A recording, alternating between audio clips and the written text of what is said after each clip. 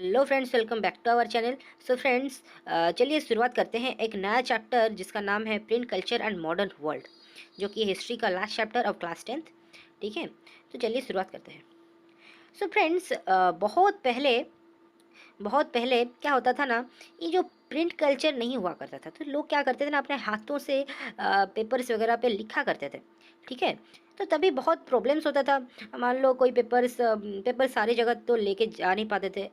मान लो कोई बारिश वगैरह हुआ तो फिर भीग गया या फिर फट गया, और पेपर भी बहुत पतले पतले होते थे। तो इसी के चलते एक नया प्रिंट कल्चर का शुरुआत हुआ।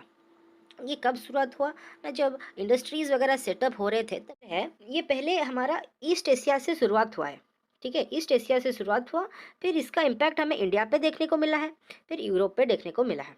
ठीक है, द फर्स्ट प्रिंटेड बुक्स, आपका आपके बुक में सबसे पहला हेडिंग हेडिंग होगा first printed books.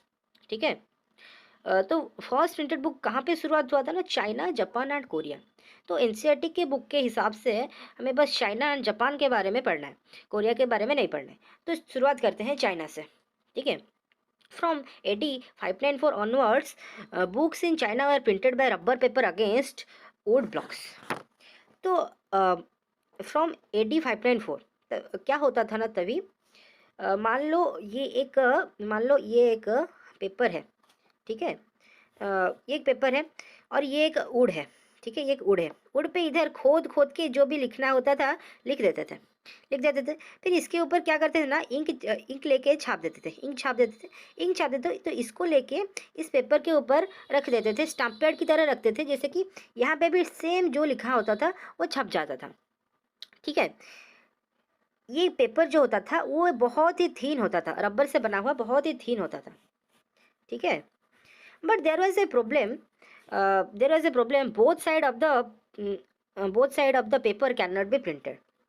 Obviously both side जो प्रिंट बुक है वो बोथ साइड जो पेपर है प्रिंट हो नहीं पाता था, क्योंकि मैं बोला आपको कि ये एक पेपर में क्या होता था ना, पेपर में अगर कुछ लिखा होता था आर करके, तो इसके पीछे भी सेम उसी छप जाता था ऐसे करके आर, क्योंकि वो पेपर बहुत ही थीन होता था। ठीक है, सो इस चीज़ को सॉल्व करने के लिए एक नया अकोर्डियन बुक का शुरुआत हुआ। अकोर्डियन बुक क्या होता था ना, मान लो कि ये एक पेपर है। ठीक है, ये एक पेपर है और ये एक पेपर है, इसमें कुछ लिखा होगा, इसमें कुछ लिखा है, इसके पीछे तो छप गया होगा ना। तो या इसको क्या करते थे ना, जो पार्ट में छपा हुआ होगा उसके साथ ये पेपर का जो छपा हुआ होगा और ये पेपर का जो छपा होगा उसको जोड़ देते थे, जोड़ के इस साइड पे इसका इस साइड होगा, इसको स्टिच कर देते, इस साइड होगा स्टिच कर देते। स्टिच करने से क्या होता था ना, ये एक ऐसा पेपर बन जाता था, इसके इस साइड पे दिखाई देता था जो लिखा हुआ होगा, इस साइड पे दिखाई देता था जो लिखा होगा, और ये पूरा स्टिच हुआ होगा। I hope you all understood. Then skilled craftsmen duplicated the book with accuracy called calligraphy.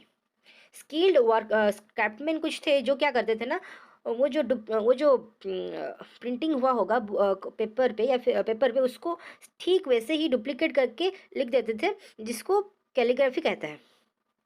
ठीक है, now print was increased in China. China में ये जो प्रिंट कल्चर का इंक्रीज हुआ, कैसे हुआ, चाइना पोजेस्ट ए ह्यूज, यहाँ पे चाइना का स्पेलिंग थोड़ा सा गलत लिखा गया है, तो ये CHINA होगा। ठीक है, China possessed a huge requirement of civil services examination.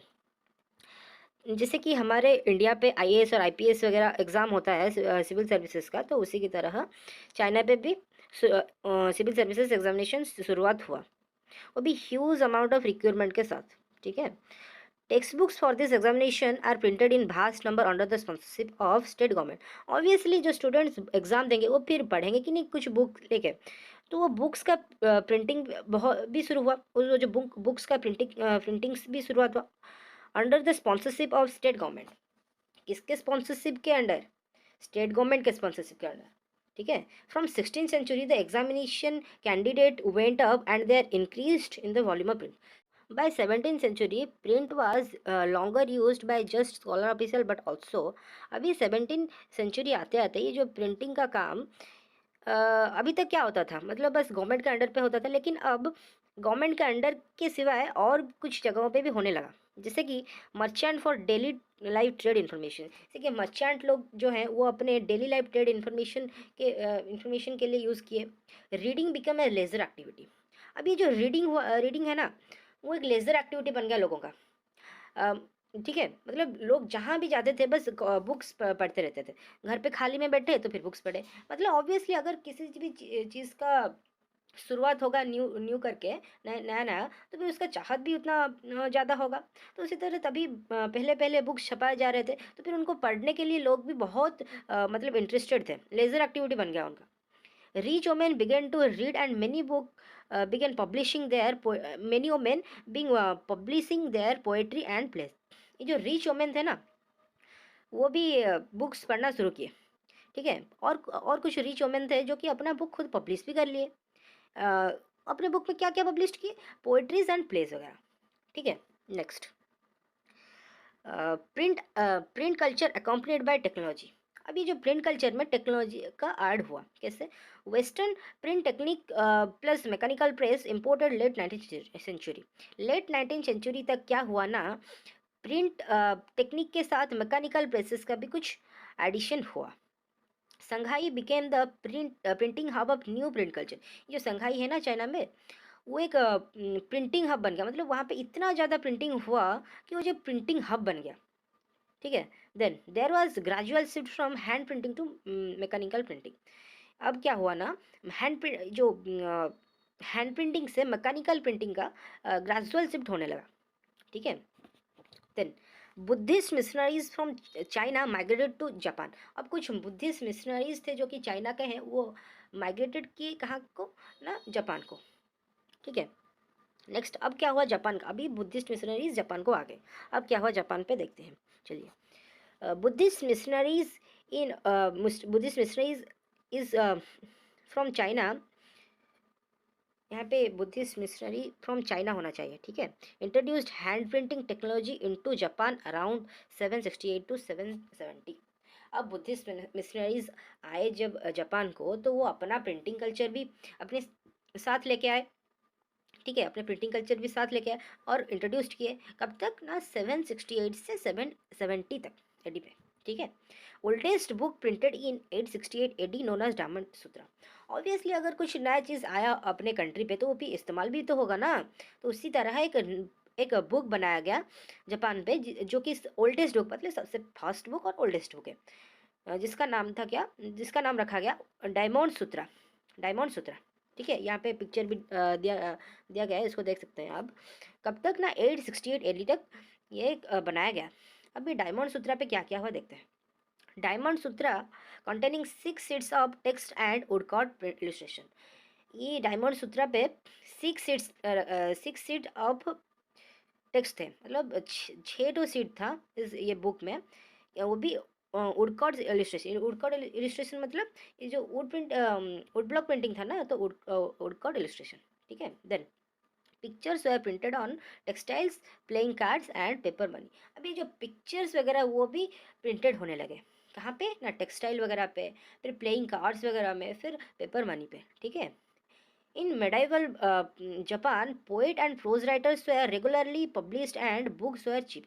अभी तक क्या हुआ था ना, जापान पे इतना वो जो बुक का चाहत नहीं था।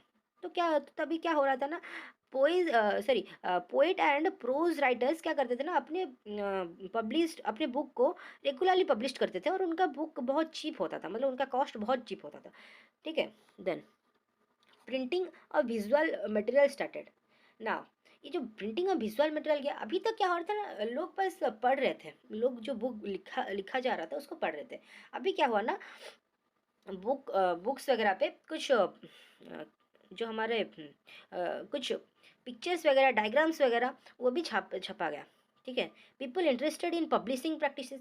ये जो पब्लिशिंग प्रैक्टिसेस, अभी तक तो कोई इंटरेस्ट नहीं था, तो फिर बहुत चीप था बुक्स। अभी क्या हुआ ना, लोग इंटरेस्ट लिए ये पब्लिशिंग प्रैक्टिसेस पे, लोग इंटरेस्ट लिए। ठीक है, in the late 18th century a city in Japan, Edo later known as Tokyo. 18th century में सिटी ऑफ जापान, जिसको जो पहले ईडो बोला जाता था, अभी टोक्यो है। अभी हम टोक्यो बोलते थे, लेकिन लेट 18th सेंचुरी पे क्या बोलते थे ना, ईडो जापान का एक सिटी था। Became the flourishing urban centre of illustrated collection of paintings. ठीक है, जैसे हमारा चाइना में शंघाई एक हब बन गया था प्रिंट कल्चर का टेक्नोलॉजी आया तो फिर प्रिंट कल्चर का एक हब बन गया, तो उसी तरह जापान पे यहाँ पे एक हब बन गया, फ्लरिशिंग हब।